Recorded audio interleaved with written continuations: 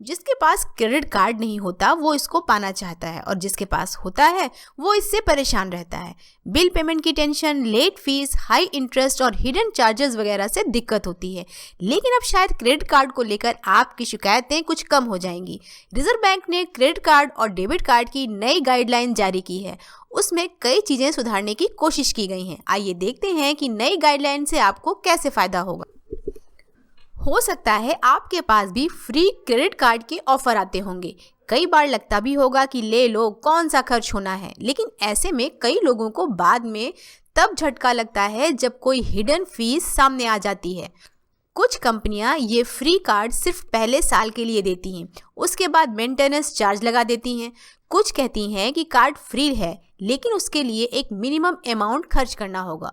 लेकिन अब reserve bank ने इस बारे में नियम साफ कर दिया है। रिजर्व बैंक ने कहा है कि अगर कोई कार्ड फ्री कहकर बेचा जाएगा तो फिर उसमें किसी तरह के चार्जेस नहीं लगेंगे, वो हमेशा फ्री ही रहेगा। चार्ज तभी लगेंगे जब ग्राहक पेमेंट में डिफॉल्ट करेगा। जब हम ऑनलाइन शॉपिंग करते हैं तो हमारे सामने 0% EMI या फिर नो कॉस्ट EMI के ऑप्शन आते हैं। कई बार तो खुद बैंक से भी फ़ोन आता है कि आप अपनी परचेज को EMI में कन्वर्ट कर लीजिए। ऐसे में लोगों को लगता है कि इसमें क्या बुराई है, बिना किसी इंटरेस्ट के लोन मिल रहा है तो फिर लेने में क्या हर्ज है। लेकिन दोस्तों, सच कुछ और होता है। दरअसल किसी भी परचेज को EMI में कन्वर्ट करने पर बैंक इंटरेस्ट चार्ज करते हैं, लेकिन ये इंटरेस्ट ग्राहक से नहीं चार्ज किया जाता है। उसके स्टेटमेंट में तो ये 0% पर लोन ही दिखाता है, लेकिन इसके बदले बैंक इस ब्याज को रिटेलर से चार्ज करता है और रिटेलर इस ब्याज के बदले अपने सामान की प्राइस बढ़ा देता है या फिर EMI वाले प्रोडक्ट में कोई डिस्काउंट नहीं देता है। लेकिन अब रिजर्व बैंक ने साफ कहा है कि अगर बैंक को EMI के बदले ब्याज मिल रहा है तो उसे वो 0% EMI नहीं कह सकता है। इसके अलावा अगर कोई ग्राहक EMI का ऑप्शन लेता है तो क्रेडिट कार्ड स्टेटमेंट में EMI का पूरा हिसाब किताब दिखाना होगा। स्टेटमेंट में ये बताना होगा कि प्रिंसिपल अमाउंट कितना था, कितना ब्याज लगा, कितना डिस्काउंट दिया गया और कितने चार्जेस कटे। मतलब EMI के इस खेल की सच्चाई सामने आ जाएगी। क्रेडिट लिमिट के बहाने कमाई पर भी रिजर्व बैंक ने रोक लगा दी है। बैंक ने कहा है कि किसी भी ग्राहक की क्रेडिट लिमिट क्रॉस नहीं होनी चाहिए। इससे पहले बैंक लिमिट क्रॉस करने पर कमाई करते थे। अगर कभी आपने अनजाने में लिमिट से ज़्यादा पैसा खर्च कर दिया तो बैंक ओवर लिमिट चार्ज लगा देते थे। अब चूंकि आप लिमिट से ज़्यादा खर्च ही नहीं कर पाएंगे, इसलिए ओवर लिमिट चार्ज का चक्कर नहीं रहेगा। कार्ड एक्टिवेशन पर रिजर्व बैंक के नए नियम से क्रेडिट कार्ड कंपनियों को मुश्किल होने वाली है।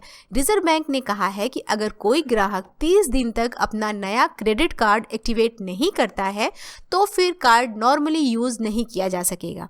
ऐसे में क्रेडिट कार्ड कंपनियों को ग्राहक से कार्ड एक्टिवेट करने के लिए परमिशन लेनी होगी और ये परमिशन OTP के जरिए ली जाएगी।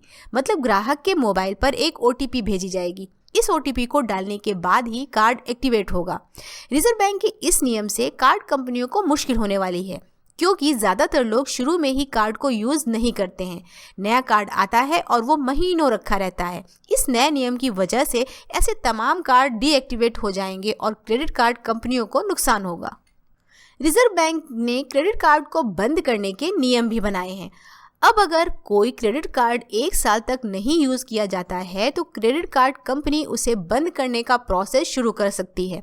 लेकिन कार्ड बंद करने से पहले ग्राहक को नोटिस देना ज़रूरी है। अगर ग्राहक 1 महीने के अंदर नोटिस का जवाब नहीं देता है तो फिर कंपनी अपनी तरफ से क्रेडिट कार्ड को बंद कर सकती है। दूसरी तरफ अगर कोई ग्राहक अपने क्रेडिट कार्ड को बंद करना चाहता है तो फिर कंपनी को तुरंत एक्शन लेना होगा। एप्लीकेशन मिलने के 7 दिन के अंदर क्रेडिट कार्ड बंद हो जाना चाहिए। अगर ऐसा नहीं होगा तो हर दिन की देरी के लिए ग्राहक को 500 रुपये दिए जाएंगे। क्रेडिट कार्ड कंपनियां बहुत से एप्लीकेशन रिजेक्ट कर देती हैं। कई लोगों को कार्ड नहीं मिल पाता है। अब RBI ने इसके लिए भी नियम बना दिया है। अब अगर कोई credit card company application reject करती है तो इसके लिए उसे साफ साफ वजह बतानी होगी। ये नहीं कि एप्लीकेशन रिजेक्ट कर दिया और बस हो गया। अगर कोई कंपनी क्रेडिट कार्ड के चार्जेस में बदलाव करती है तो उसकी सूचना 30 दिन पहले देनी होगी और इसके साथ ही ग्राहक के पास कार्ड को बंद करने का अधिकार है। रिजर्व बैंक ने क्रेडिट कार्ड के साथ साथ डेबिट कार्ड की भी गाइडलाइन जारी की है। जैसे अब ये साफ साफ कह दिया गया है कि डेबिट कार्ड केवल सेविंग अकाउंट और करंट अकाउंट के कस्टमर को ही दिया जाएगा। कैश क्रेडिट कार्ड या लोन अकाउंट पर डेबिट कार्ड नहीं दिया जाएगा। इसके अलावा दूसरा नियम ये भी बनाया गया है कि बैंक किसी भी ग्राहक पर डेबिट कार्ड लेने के लिए जोर नहीं डाल सकते हैं और ना ही बैंक किसी और सुविधा को डेबिट कार्ड से जोड़ सकते हैं, जिसकी वजह से ग्राहक के लिए डेबिट कार्ड लेना मजबूरी बन जाए। रिजर्व बैंक ने डेबिट कार्ड के अलग अलग रूपों को भी इजाज़त दी है। अब जरूरी नहीं है कि ये वॉलेट में आने वाले नॉर्मल कार्ड की तरह ही हो। डेबिट कार्ड ऐसे भी बन सकते हैं जिन्हें हाथ में बांधा जा सकता है। ऐसे वेरिएबल कार्ड भी बैंक इश्यू कर सकते हैं, बस इसके लिए ग्राहक से पहले परमिशन लेनी होगी। दोस्तों, अगर आपको हमारा ये अपडेट अच्छा लगा हो तो इस वीडियो को लाइक करें, ज़्यादा से ज़्यादा शेयर करें और चैनल को सब्सक्राइब करना ना भूलें।